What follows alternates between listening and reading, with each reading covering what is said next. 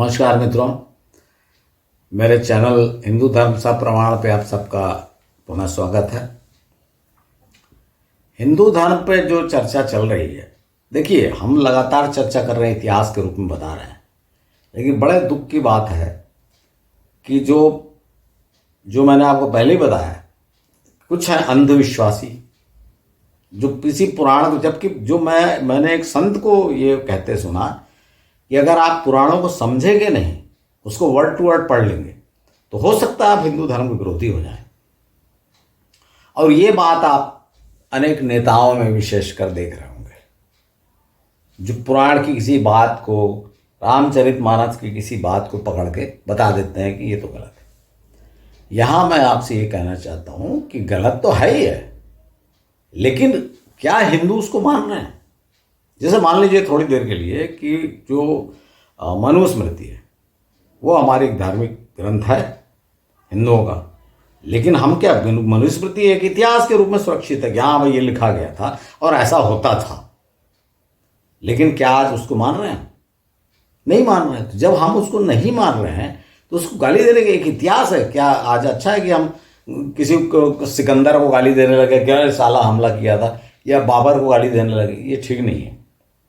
इतिहास को आप इतिहास के रूप में जानिए और वर्तमान से उसको जोड़िए मत। हाँ, इतिहास से कुछ शिक्षा मिल सकती है तो अवश्य जानना भी जरूरी है, क्योंकि अपनी जड़ों को तो जानना चाहिए और इतिहास को जानना इसलिए जरूरी है कि हुआ क्या था। सिर्फ इतना ही उसका महत्व है। तो आप न तो अंधविश्वासी बनिए और न अंध विरोधी बनिए कि हमको विरोध करना है तो विरोध करेंगे, क्योंकि इतिहास क्या है? फिर आपको ये पूछा जाएगा, अगर आप जब विरोध करोगे तो इतिहास है क्या? तो मित्रों, जो मैंने आपको कई बार बताया कि जब उत्तर से आर्य अपने साथ आए अपनी कुछ मान्यताएं लेकर और सिंधु नदी के किनारे बसे, जिसके कारण उनको हिंदू कहा गया ईरानियों के द्वारा, जो उस समय पारसी जिनको कहा गया उनके द्वारा, तो वो उनका एक धर्म वहाँ डेवलप हुआ। और उसके बाद जो बाकी धर्म यहाँ अलग अलग दिशाओं से आए, यहाँ थे, जिसमें से 5 प्रमुख आपको बताया मैंने, तो उन सबका एकीकरण हुआ। और इसलिए जो एक एक देवता या देवी, एक एक पंथ के जो प्रमुख थे, उनको सम्मिलित रूप दिया गया। इसलिए एक की जगह 3 हो गए, ब्रह्मा विष्णु महेश हो गए।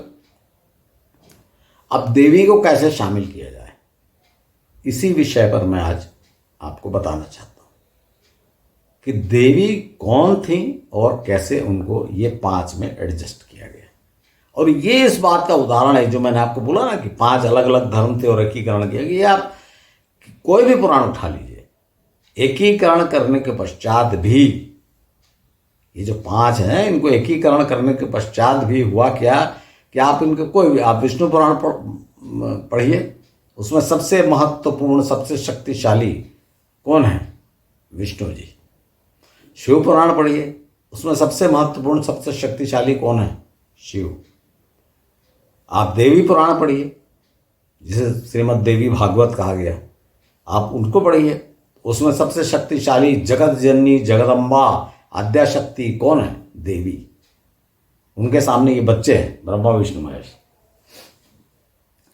तो है सबके सब, वर्णन सबका है, लेकिन महत्व जो है वो किसी एक को दिया गया है।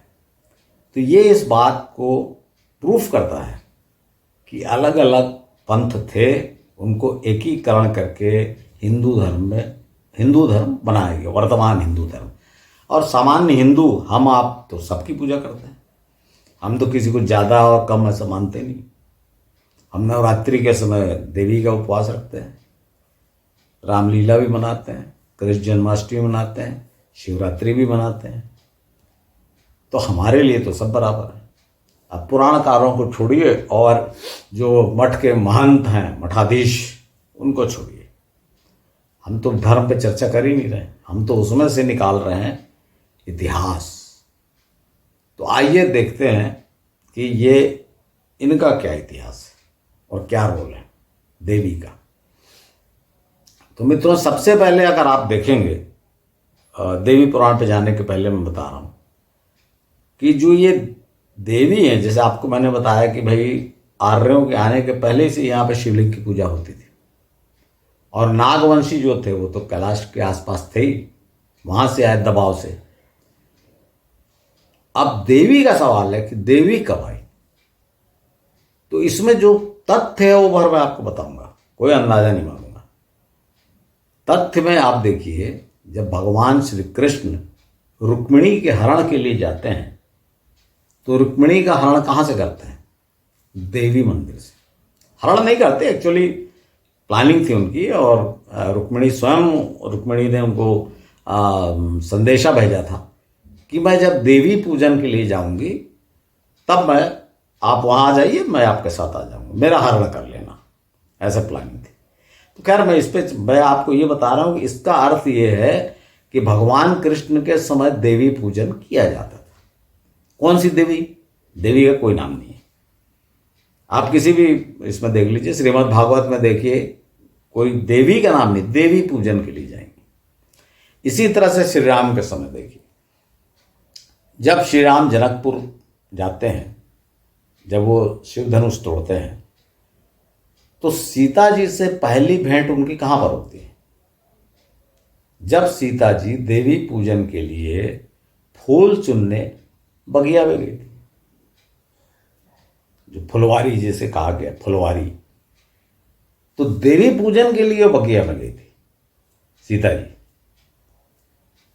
तो ये सब मैं आपको इसलिए बता रहा हूं कि इसका अर्थ देवी की पूजा होती थी पहले से, और ये श्री राम श्री कृष्ण ये सब तो बाद में शुरू हुई है। इनके जीवन काल में तो इनको बहुत कहना चाहिए अनादर झेलना पड़ा, बहुत संकट झेलना पड़ा, तो इनका तो उस समय पूजा का सवाल ही नहीं उठता।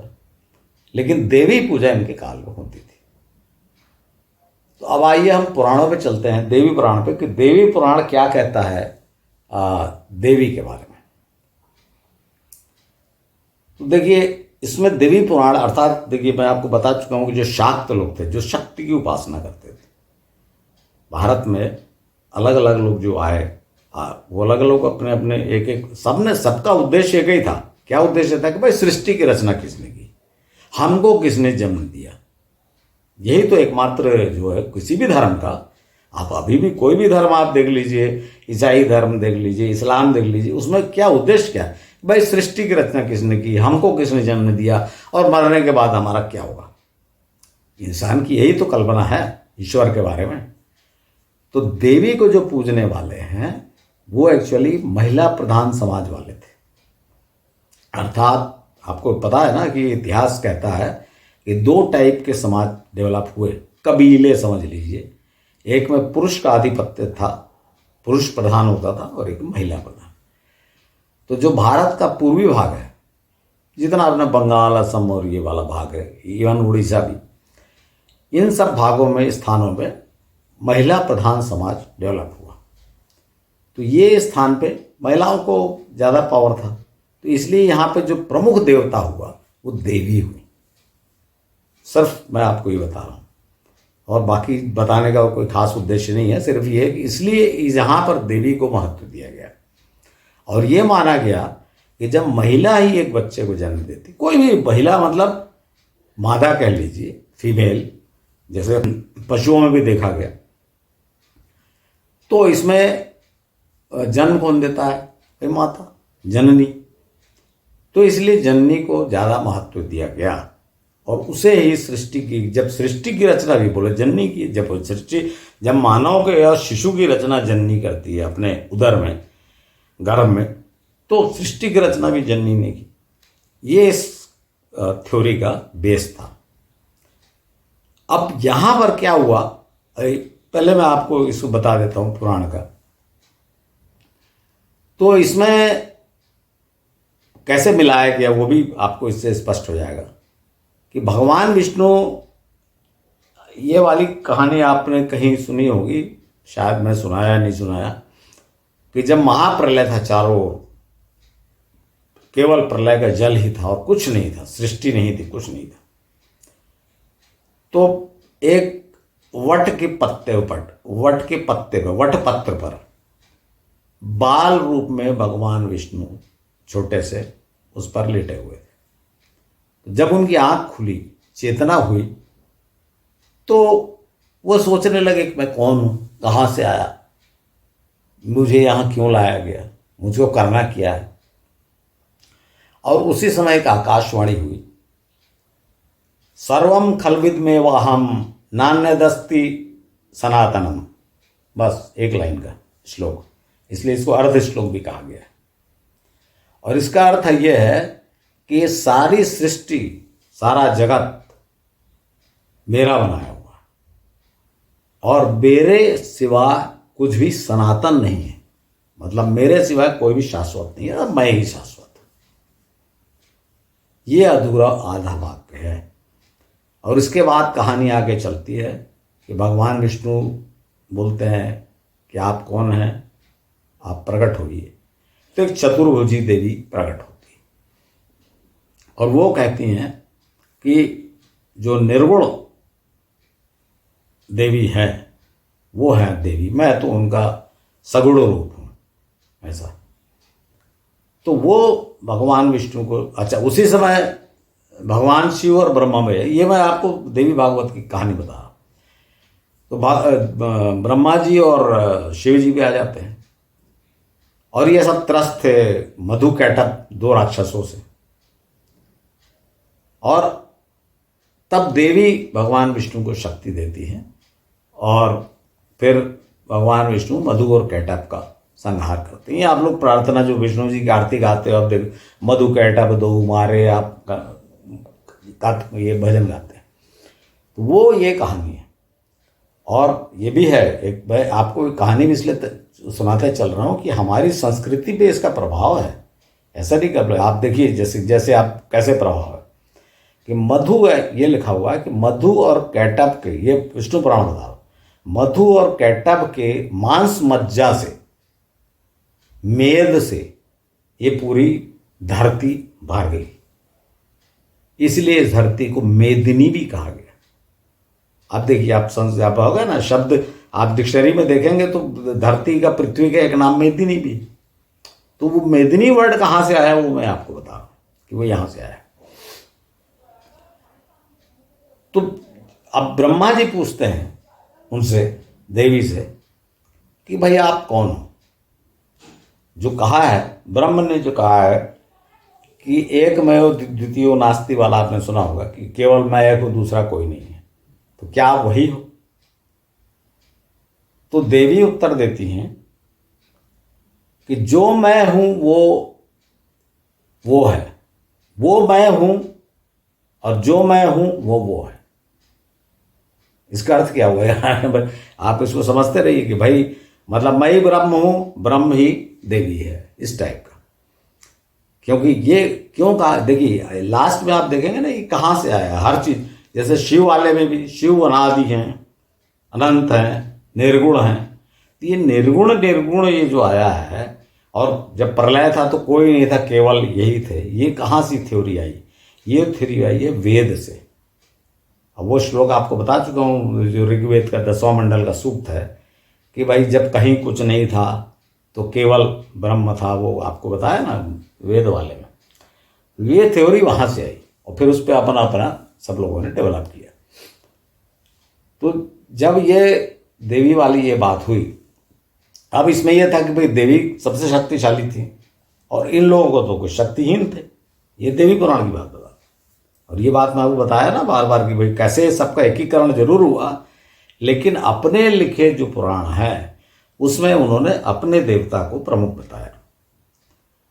तो इसमें तीनों देवता जो हैं, ब्रह्मा विष्णु महेश, तीनों देवी को हाथ जोड़कर प्रणाम करते हैं और बोलते हैं हमको तो शक्ति ही नहीं है, तो हम कैसे करेंगे। किसी को उन्होंने काम दे दिए कि भाई तुमको सृष्टि का निर्माण करो, तुम पालन करो, तुम संहार करो, इस टाइप का। तो उन्होंने कहा हम करेंगे कैसे, हम तो शक्तिहीन है। तब देवी ने अपने अंश निकाल कर दिए और महासरस्वती ब्रह्मा को, महालक्ष्मी श्री विष्णु को और महाकाली इनको शिव जी को। तो देखिए एकीकरण हो गया ना कि अब देवी के रूप आ गए सबके पास। और ये थ्योरी है मित्रों जिसके कारण पुरुष को इसकी शक्ति कहा गया है, नारी को पुरुष की शक्ति कहा गया है। ये थ्योरी आती है कि भाई शक्ति के बिना कुछ नहीं कर सकता। लेकिन इसमें एक मजेदार बात, लोग प्रश्न पूछते रहते हैं तो मैं आपको बता रहा हूँ, वो बात बता देता हूँ क्योंकि आपके मन में प्रश्न उठेगा कि ये जो देवी हैं जिन्हें आद्या शक्ति, आदि शक्ति कहा कि भाई इनके सिवा तो ये तो ब्रह्म का रूप है, तो फिर ये निर्गुण निराकार बोल रहे हैं, तो फिर इन्होंने सृष्टि रचना कैसे की? तो ये वाली जो थ्योरी है कि जब भाई ब्रह्म निर्गुण होगा तो ठीक है, ये थ्योरी सब में अलग अलग है अपने अपने हिसाब से। अब यहां समस्या ये है कि भाई नारी जगत जननी है और जो पूर्व भारत या पूर्वोत्तर भारत का जो समाज है वो नारी को, तो आपको तो ये पता है ना सब लोगों को कि सिंदूर का सबसे ज्यादा महत्व कहाँ है? पूर्वी भारत।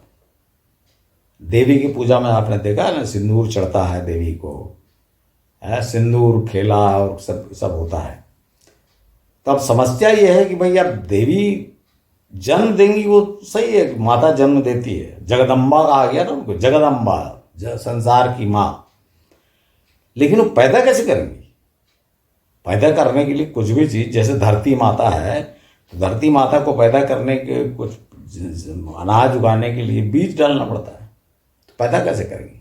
तो इसलिए इसमें ब्रह्म को अलग बता दिए। जो आपको बताया ना कि ब्रह्म है, बाद में इसमें देवी पुराण में लिखा है कि वे जो जगदम्बा है वे अपने पति काल पुरुष के साथ सदा संभोग रत रहती हैं और जगत की उत्पत्ति करती जाती है, ये भी लिखा हुआ।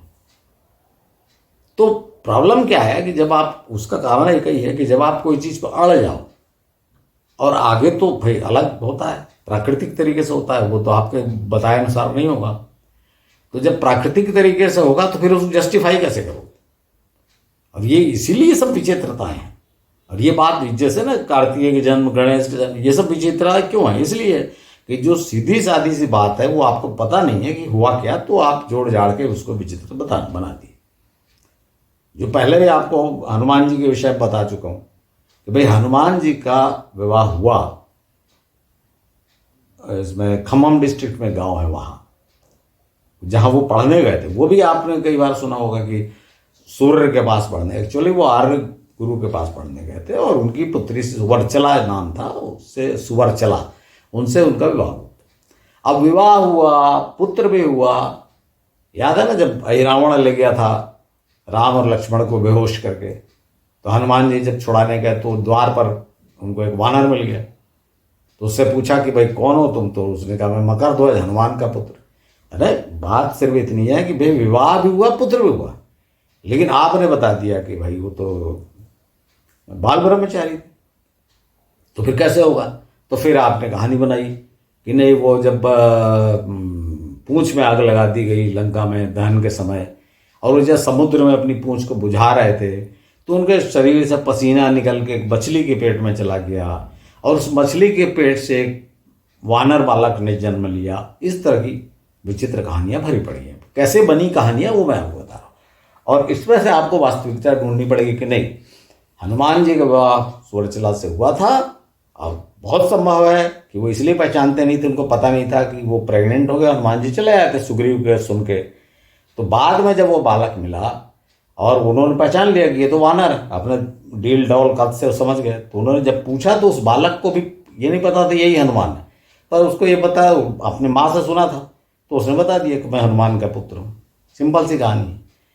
तो इसी तरह से पुराणों में, पौराणिक कहानियों में से सत्यता और इतिहास को निकालने का प्रयत्न करिए। मैं जो कर रहा हूँ उसके साथ में, और उसके और आप बताना चाहें और अधिक बताना चाहें तो बिल्कुल बताइए, मोस्ट वेलकम।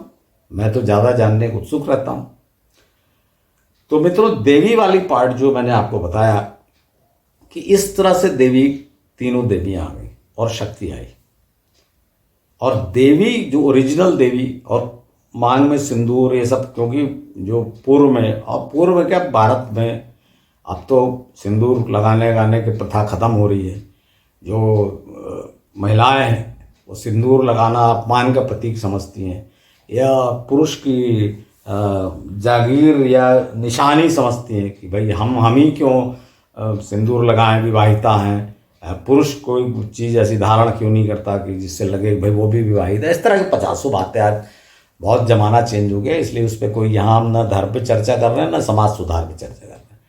हम तो केवल इतिहास जानना चाहते हैं, इसलिए मैंने आपको बताया कि भाई इसी कारण देवी के साथ सिंदूर का महत्व बताया गया। और फिर उनकी काल पुरुष, अब जब काल पुरुष था तो देवी कैसे हुई प्रथम, तो बहुत सारे प्रश्न आप उठाएंगे तो आपको धर्म पर प्रश्न उठते जाएंगे। इसलिए धर्म पे प्रश्न न उठाकर सिंपल इतिहास देखते चलिए, और इससे ये पता चलता है कि देवी की कैसे कल्पना हुई। और वो इसलिए हुई कि जो नारी है उसमें ही ये शक्ति होती है कि वो नए शिशु को जन्म दे और सृष्टि को आगे बढ़ाए। इसीलिए जो कुछ कबीलों ने, कुछ समाजों ने ये माना कि नहीं, इस सृष्टि की रचना भी किसी नारी शक्ति ने की हुई, और उसे नाम दिया देवी। बस बाकी नाम जो बताते हैं लोग ना, दुर्गा देवी, ये सब बात के नाम। बाद में जो वास्तविकता में जो हुआ, कोई किसी की पत्नी थी, कोई कहीं की रानी थी, वो देवियाँ, और सबको आप देखेंगे कि सबको उसी ओरिजिनल जो आद्या शक्ति है, आदि शक्ति देवी, उनका अवतार मान लिया गया। और ये अवतार प्रथा कहाँ शुरू हुई? वो जो कहानी आपको बताया कि देवी ने अपने 3 अंश निकाल के दिए ब्रह्मा विष्णु महेश को, तो ये देवी के रूप हो गए तीनों। निराकार देवी के साकार रूप हो गए, महासरस्वती, महालक्ष्मी और महाकाली। तो इस तरह से ये हुआ। अब आज आप किसी भी पंडित से पूछेंगे कि भाई ये देवी कौन है, तो वो बता देगा देवी के रूप। कौन सी देवी के रूप? इतिहास जानने में तो आपको यही खोजना पड़ेगा ना। तो मित्रों, मैं आपको अगले एपिसोड से अलग अलग देवियों का, जैसे नव दुर्गा आप उपासना करते हैं, अब नव दुर्गा कौन सी है, ये जो 9 दिन अलग अलग देवियाँ आती हैं, इनका क्या परिचय है, और आपका ये जो 10 महाविद्याएं हैं ये कौन है, इसके बाद इसके अलावा जो देवी के 51 शक्तिपीठ, इनकी क्या कहानी है। देवी भी आप देखिए पूरे भारतवर्ष में देवी देवी हैं, ऐसा नहीं है कि शिव शिव हैं या भगवान विष्णु और उनके अवतार हैं, देवी हैं सब जगह पूरी। आप देवी भी आप देखिएगा, देवी की कहानी आप वैष्णव देवी से चालू करेंगे तो कन्याकुमारी तक देवी देवी। तो ये भारत भूमि जो है ना, इसमें हिंदू जो देवी देवता जो ये हैं, इनका ही प्रभाव था, प्रभुत्व था। अब ये देवता मान के आप जानिए, या जो मैं मानता हूँ कि इतिहास है कि इनका यहाँ पे प्रभुत्व था।